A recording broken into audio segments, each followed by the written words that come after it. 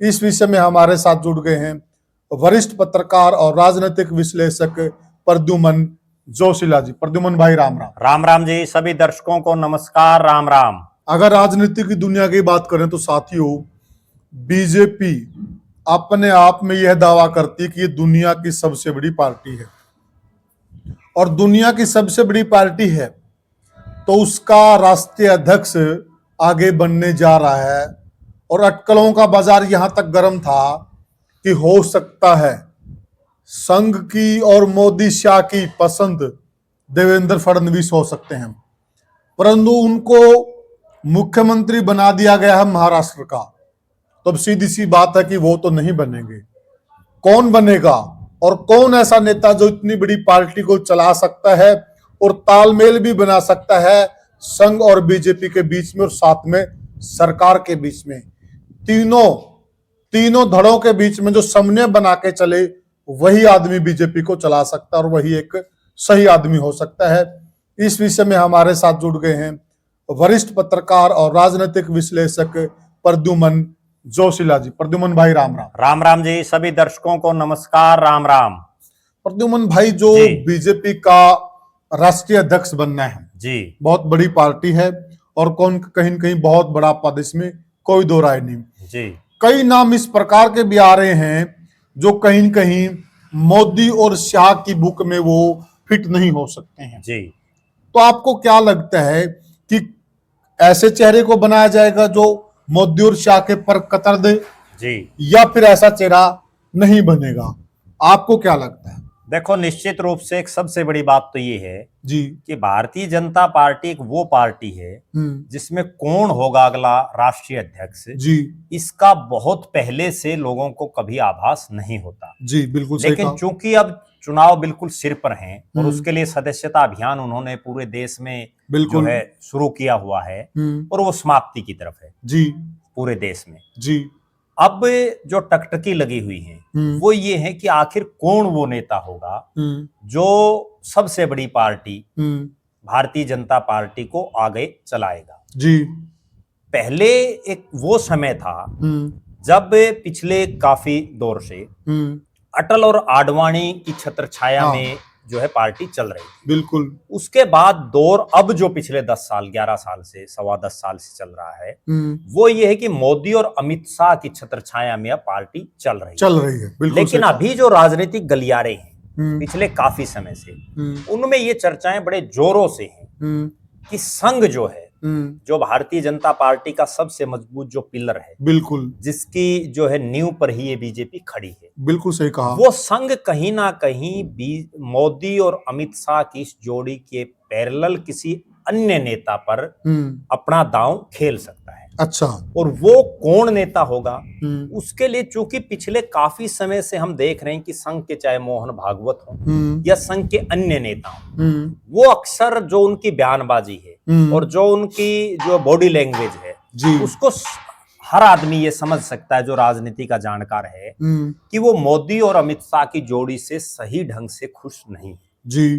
क्योंकि जिस तरह के प्रकरण हुए, जिस तरह से मोदी और अमित शाह ने अपने पसंदीदा लोगों को विभिन्न राज्यों में मुख्यमंत्री बनाया, जहां संघ की नहीं चलने दी और जहां जो मोदी और शाह के पैरेलल जो नेता खड़े थे या जो इनसे भी सीनियर थे राजनीतिक रूप से, उन सबको दरकिनार इस जोड़ी ने कर दिया है। अच्छा। आज भारतीय जनता पार्टी में एक वो समय था जब 2000 से और 2004 तक अटल बिहारी वाजपेयी जब देश के प्रधानमंत्री थे जी, तो बीजेपी में आडवाणी जी के अलावा दूसरी पंक्ति के बहुत से नेता तैयार हो गए। बिल्कुल सही कहा। और वो नेता तैयार हो गए थे जो भविष्य के नेता बन चुके थे। बिल्कुल। और उसके बाद दूसरी के बाद तीसरी पंक्ति के नेता भी तैयार हो गए थे जी। लेकिन अब जब से मोदी और शाह की ये जोड़ी आई है तब से दूसरी पंक्ति के नेताओं का भी कोई वजूद कहीं दिखाई नहीं दे रहा। बिल्कुल। और तीसरी पंक्ति के भी कहीं कोई तैयार नहीं हो रहे। बिल्कुल। हाँ, ये एक अलग बात है। अभी राजनाथ सिंह जी जो भारतीय जनता पार्टी के राष्ट्रीय अध्यक्ष रहे हैं और जिन्होंने मोदी जी का नाम प्रस्तावित भी किया था प्रधानमंत्री पद के लिए, उनका एक बयान अभी आया है पिछले दिनों कि मोदी जी बहुत सालों तक देश के प्रधानमंत्री रहेंगे। अच्छा। तो कहीं ना कहीं ये दर्शा रहा है कि भाजपा में सब कुछ ठीक ठाक नहीं चल रहा है, बीजेपी और संघ में। अच्छा। अब कौन होगा अगला अध्यक्ष? तो इससे पहले जब मोदी जी का कार्यकाल रहा उसमें जो जो अध्यक्ष रहे, चाहे वो अमित शाह जी रहे हों, वो मोदी जी के बड़े खास रहे, जेपी नड्डा जी रहे हों, बिल्कुल मध्य प्रदेश के एक मंत्री थे, उनका मध्य प्रदेश नहीं, हिमाचल प्रदेश के एक मंत्री थे, उनका कोई राष्ट्रीय स्तर पर बहुत बड़ा नाम भी नहीं था और उनको एकाएक ला करके और राष्ट्रीय अध्यक्ष बना दिया गया, वो भी मोदी जी की गुड बुक में थे। अब जो सूत्र बता रहे हैं और जहां जहां बात होती है बीजेपी के नेताओं से, संघ 3-4 नामों को आगे बढ़ा रहा है। अच्छा। कि इन 3-4 नामों में से किसी को बनाया जाए। वही मोदी और अमित शाह की जो जोड़ी है वो भी 1-2 नाम को आगे बढ़ा रही है और आखिर में जो कंक्लूजन निकलेगा वो ये रहेगा कि ना संघ की चलेगी ना मोदी की चलेगी, जो बीच का कोई नेता होगा वो राष्ट्रीय अध्यक्ष बन सकता है। अभी अगर सिलसिलेवार तरीके से हम बात करें, जिन जिन नेताओं के नाम फिलहाल चल रहे हैं, जो राजनीतिक गलियारों में जिन पर बड़ी चर्चाएं हो रही हैं, चुटकियां ली जा रही हैं, उनमें सबसे बड़ा नाम है संजय जोशी का। अच्छा। संजय जोशी गुजरात से ही आते हैं और नरेंद्र मोदी जी से राजनीतिक रूप से भी सीनियर हैं। उनके आपस में मतभेद और मनभेद रहे हैं जी। और जब से Modi ji full flash BJP पर उन्होंने वर्चस्व अपना बढ़ाया है, तब से संजय जोशी कहीं सीन में दिखाई नहीं दे रहे। अब जो है संघ के वो बड़े नजदीक हैं, तो अब एक चर्चा ये है कि संजय जोशी का नाम आगे किया जाए और उनको बना दिया जाए ताकि मोदी और अमित शाह की जोड़ी पर एक दबाव संघ का रहे। अच्छा। क्योंकि बहुत सी ऐसी चीजें हैं जिनमें संघ कुछ और चाहता है जबकि मोदी जी कुछ और बोल देते हैं।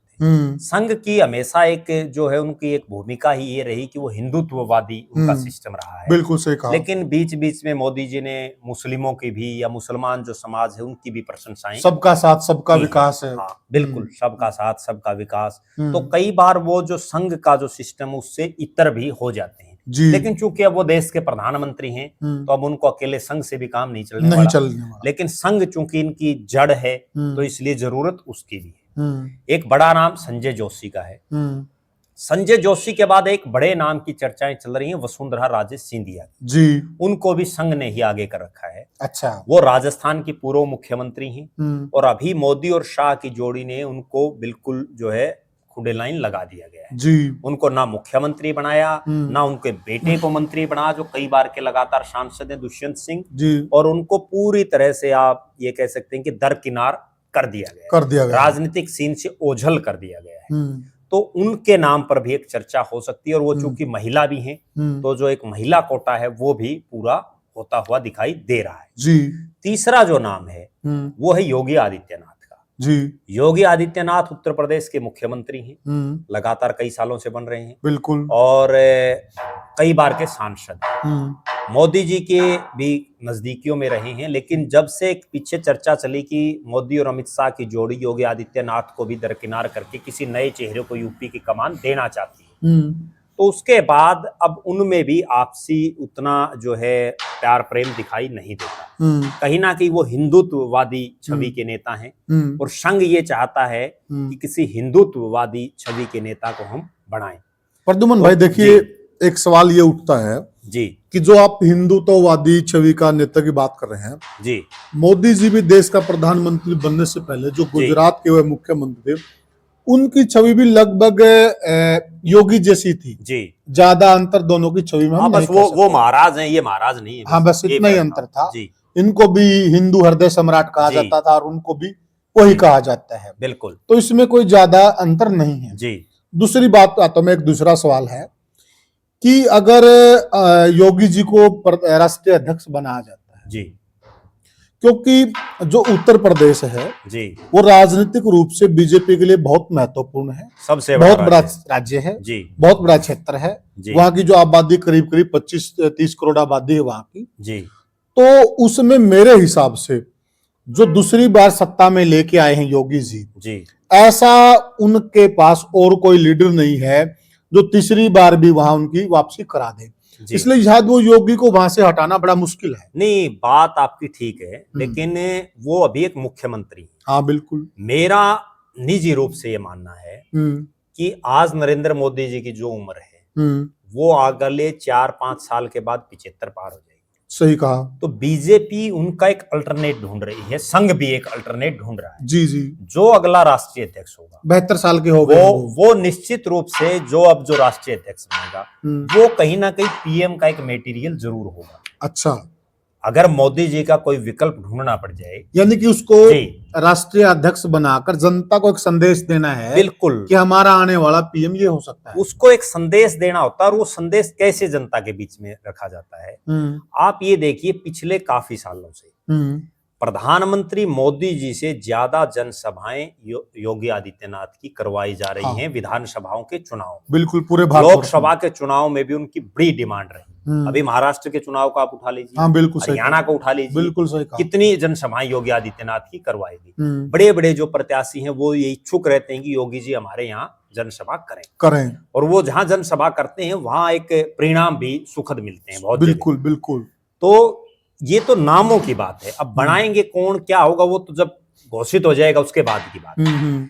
संघ की तरफ से ये 3 जो चेहरे हैं, चाहे वो वसुंधरा राजे सिंधिया हो, योगी आदित्यनाथ हो, और चाहे संजय जोशी हो जी, इन 3 के अलावा एक नाम और राजनीतिक सीन में घूम रहा है। अच्छा, और वो नाम राजनीतिक नहीं है, वो नाम है प्रवीण तोगड़िया का। जी, प्रवीण तोगड़िया जो विश्व हिंदू परिषद विहिप बिल्कुल के अध्यक्ष रहे हैं, बिल्कुल, और हिंदुओं के बहुत बड़े हिंदू हृदय सम्राट भी उनको हम कह सकते हैं, बहुत बड़े नेता हैं। और मोदी जी की सरकार आने से पहले वो पूरे देश में घूम घूम करके हिंदुओं को जागृत करने में लगे हुए। बिल्कुल।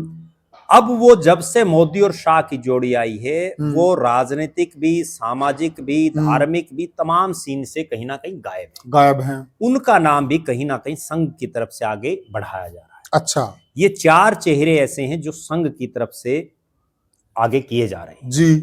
दूसरी तरफ मोदी और शाह की जो जोड़ी है, उनमें मेरे पास जो खबरें हैं उसके मुताबिक सबसे बड़ा और सबसे पहला नाम वो आ रहा है सौदान सिंह का। सौदान सिंह राष्ट्रीय उपाध्यक्ष हैं, और पिछले काफी समय से बीजेपी की जो बड़ी मीटिंगें हैं उनमें वो अक्सर देखे जाते हैं। बिल्कुल सही कहा। और जिस दिन प्रधानमंत्री जी अब ये दोबारा जीते, तीसरी बार जीते, तब भी अमित शाह के साथ सौदान सिंह, मोदी जी और जेपी नड्डा और सौदान सिंह यही वहां दिखाई दिए। अमित शाह के कार्यक्रमों में भी और मोदी जी के कार्यक्रमों में अक्सर सौदान सिंह को बड़े नेता के तौर पर पेश किया जा रहा है। ठीक बात है। तो कहीं ना कहीं सौदान सिंह जो भले ही राष्ट्रीय फलक पर इतना बड़ा नाम ना हो, लेकिन बीजेपी जानी ही इसी चीज के लिए जाती है। देखो जेपी नड्डा को बनाया, वो भी एक क्षेत्र विशेष के नेता, बिल्कुल। नितिन गडकरी को बढ़ाया, वो भी एक सीमित महाराष्ट्र तक सीमित थे, बिल्कुल, नागपुर तक ही ज्यादातर सीमित थे। उससे पहले चाहे वो बंगारू लक्ष्मण को बनाया हो, या जया जेटली को बनाया हो, या कोई और भी बहुत वेंकैया नायडू को बनाया हो, उनका भी एक सीमित क्षेत्र था। तो कहीं ना कहीं हो सकता है, क्योंकि बीजेपी के बड़े नेता भी नहीं चाहते कि कोई बहुत बड़ा नेता बने, जिससे फिर आगे आपको भी दिक्कत आए। बिल्कुल, मोदी और शाह भी ये कभी नहीं चाहता, और कोई राजनेता नहीं चाहता, सबको अपने से नीचे कद का नेता चाहिए। तो सौदान सिंह का नाम मैं टॉप में मान रहा हूँ। अच्छा, दूसरा जो नाम दिखाई दे रहा है, जिन पर पूरी चर्चाएं थी, विनोद तावड़े, जो राष्ट्रीय महासचिव हैं, महाराष्ट्र से आते हैं, हरियाणा के भी वो प्रभारी रहे हैं, बिल्कुल। लेकिन जो महाराष्ट्र के चुनाव में एक ऐसा एपिसोड घटित हुआ जिसके बाद मुझे नहीं लगता कि अब तावड़े साहब को जो है बनाया जाएगा, उन पर विचार किया जाएगा। जी, तो अब मोदी जी की तरफ से सौदान सिंह को ही मैं सबसे ज्यादा तवज्जो जो मिलेगी, वो लग रहा है कि उनको मिलेगी। और इन सब के बीच में संघ और मोदी जी के जो प्रत्याशी होंगे, दो चेहरे मुझे ऐसे लग रहे हैं कि उन पर दोनों की भी सहमति हो सकती है। उनमें एक चेहरा है शिवराज सिंह चौहान, बिल्कुल, जो मध्य प्रदेश के कई बार के मुख्यमंत्री हैं, वर्तमान में वो जो है केंद्रीय कृषि मंत्री हैं। और शिवराज सिंह चौहान का दर्शकों को मैं बताऊंगा, जब नरेंद्र मोदी जी को देश का प्रधानमंत्री घोषित करने की बात थी, तब शिवराज सिंह चौहान का भी बड़े जोर शोर से प्रधानमंत्री के लिए नाम चला था, लोकप्रिय मुख्यमंत्री, और वो जो है बहुत ज्यादा लोकप्रिय मुख्यमंत्री थे। बल्कि एक खास बात मैं बताऊं, मोदी जी तो विवादित मुख्यमंत्री, हाँ, बिल्कुल, जबकि शिवराज सिंह चौहान विवादों में नहीं रहे, नहीं रहे। वो सर्वमान्य टाइप के नेता रहे। हाँ बिल्कुल सही और कहा। महिलाओं में तो उनकी बड़ी जबरदस्त लोकप्रियता रही बिल्कुल बिल्कुल मध्य प्रदेश में। बिल्कुल और मामा का टैग जो मामा उनको कहा जाता कहा जाता है, है। और उन्होंने हारी हुई बाजी को जिताने का काम किया। जिताने का काम किया। उसके बाद मोदी और शाह की जोड़ी ने उनको मुख्यमंत्री नहीं बनाया। और एक खूबसूरती ये जी, भी है, जी आप देखिए वसुंधरा राजे सिंधिया को मुख्यमंत्री नहीं बनाया गया, जी वो नाराज हो गई। जी ठीक है। और शिवराज सिंह चौहान ऐसे नेता हैं जी जिनको हटाया गया, और जो कि जब हटाया गया जब वो प्रचंड जीत लेके आए महाराष्ट्र उसमें जी, मध्य प्रदेश में, जी लेकिन उन्होंने नाराज नहीं हुए। जी एक सदा हुआ बयान दिया जी कि मैं देश के मोदी प्रधानमंत्री मोदी जी जी को तीसरी बार जी प्रधानमंत्री बनाने के मिशन में अब लग गया हूं। बिल्कुल अगर मुझे मुख्यमंत्री नहीं बनाया गया कोई बात नहीं, मेरी तो और जिम्मेवारी बढ़ेगी। उन्होंने बहुत सोची समझी बात की जी। और उसका परिणाम भी हुआ।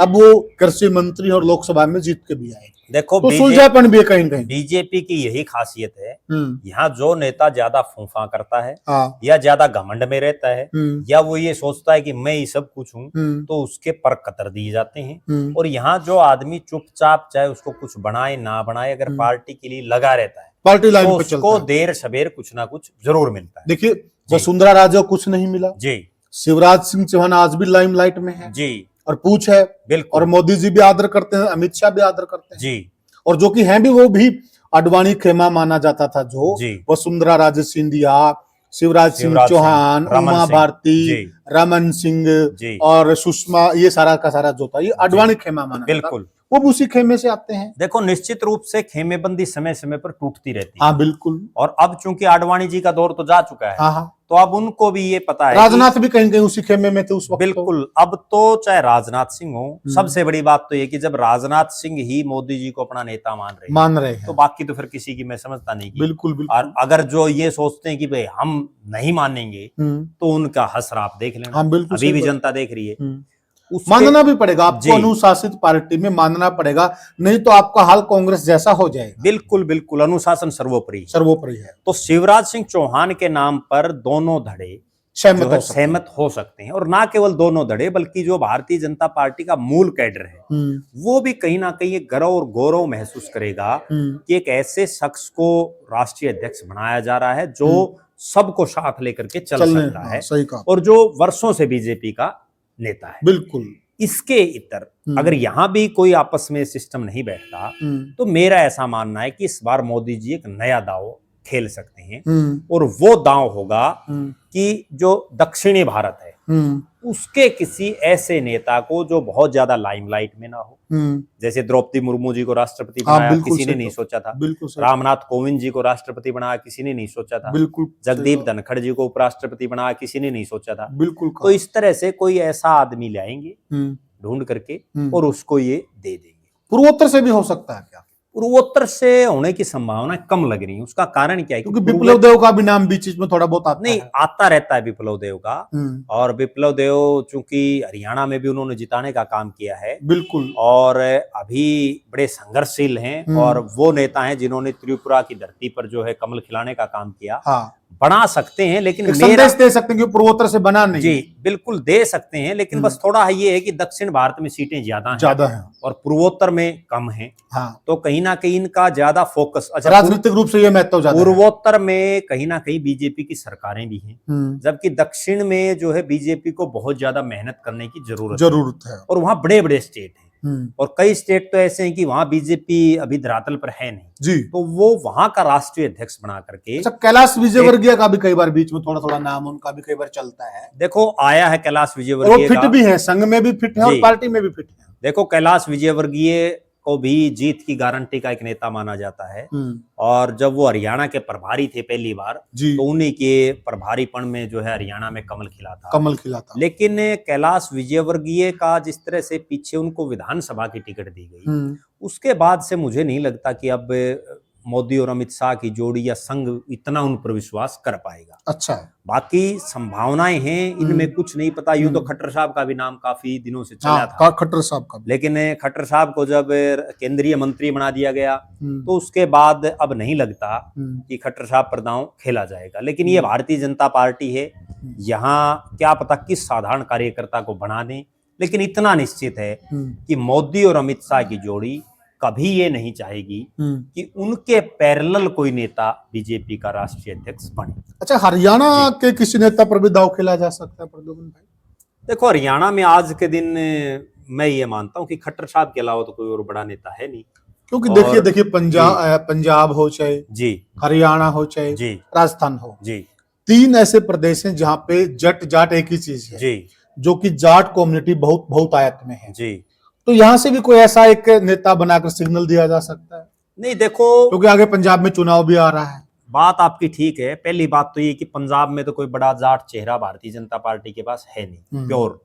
ठीक है, जाखड़ साहब आए हैं, वो कांग्रेसी हैं, रहे हैं जी। और राजस्थान में भी जाट समाज का कोई बहुत बड़ा चेहरा कोई ऐसा है नहीं कि जिस पर जाट टकटकी लगाए हुए जी। हरियाणा प्रदेश में भी जाट समाज में बीजेपी के चेहरे तो बहुत हैं, लेकिन समस्या वही है कि कई एक तो चुनाव हार गए जी, जिसकी वजह से जो है पार्टी में अगर वो चुनाव जीत जाते तो एक अलग रेपो बनती।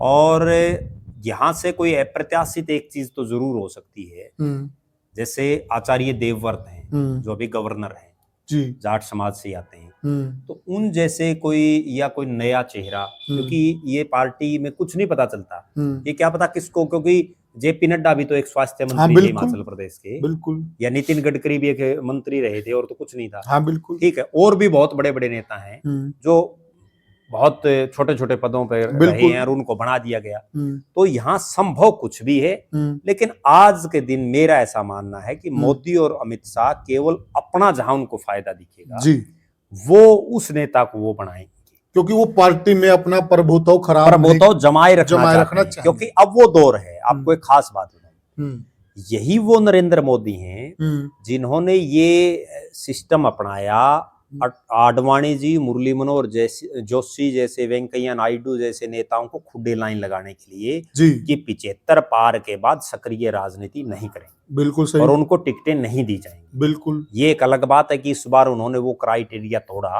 और 2 सीटें तो हमारे, एक हरियाणा में रणजीत सिंह को दी और एक पंजाब में जो है अमरिंदर सिंह जी की धर्मपत्नी को दी, तो यहाँ भी तोड़ दिया उन्होंने। तो अब जो मोदी जी की इतर जो लोग हैं बीजेपी में, वो ये आवाज अवश्य उठाएंगे अगले चुनाव में कि मोदी जी 75 पार हो गए हैं, अब हमें कोई नया चेहरा चाहिए। तो कभी मोदी जी ये नहीं चाहेंगे, क्योंकि असलियत कोई भी नेता हो जिसको राज मिल गया वो राज छोड़ना नहीं चाहता। इसमें एक बात और भी है, जैसे एक बयान आया भी था, आप जिसका जिक्र कर रहे थे जी, कि मोदी जी लंबे समय तक देश के प्रधानमंत्री, राजनाथ सिंह का लंबे समय तक प्रधानमंत्री रहने वाले हैं।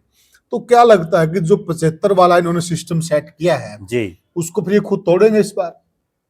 लग तो ऐसा ही रहा है कि तोड़ेंगे जी, क्योंकि 2001 में नरेंद्र मोदी पहली बार गुजरात के मुख्यमंत्री बने थे, बिना विधायक बने। हाँ।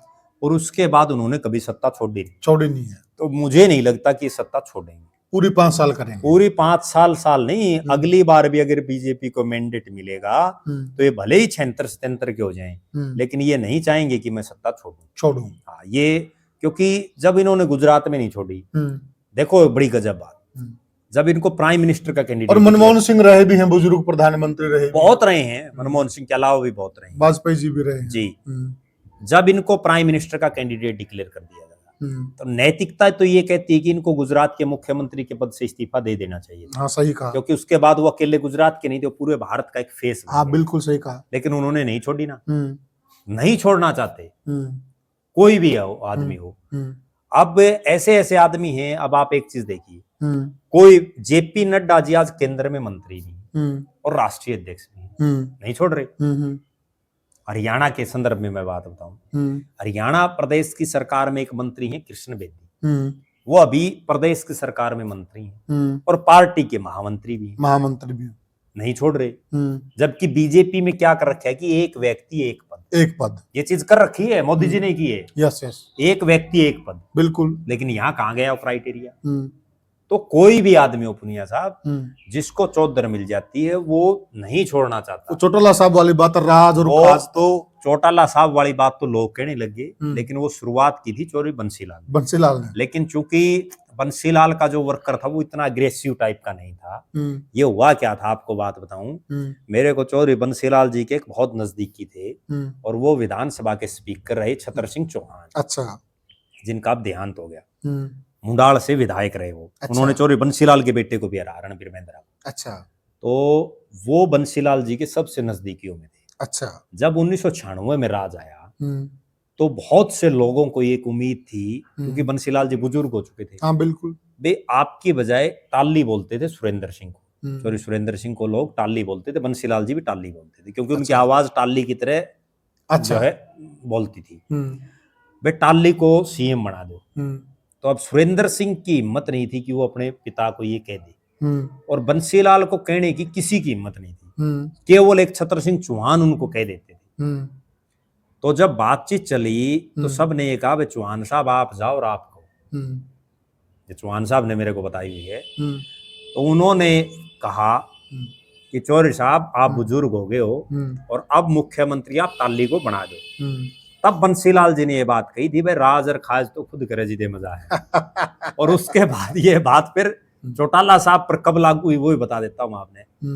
जब 2004 की बात है, 4 में, क्योंकि चौटाला साहब भी बुजुर्ग हो चुके थे, हरियाणा का एक बहुत बड़ा धड़ा इंडियन नेशनल लोकदल का, क्योंकि वो अजय सिंह चौटाला जवान जो आदमी होता है ना, उससे हर आदमी मिल सकता है। बिल्कुल। उससे हाथ भी मिला सकता है, गले भी मिल सकता है। अब चौटाला साहब को सीधा पैरा का हाथ लगाना पड़ा, हाथ मिलाने की तो किसी की वो थी नहीं।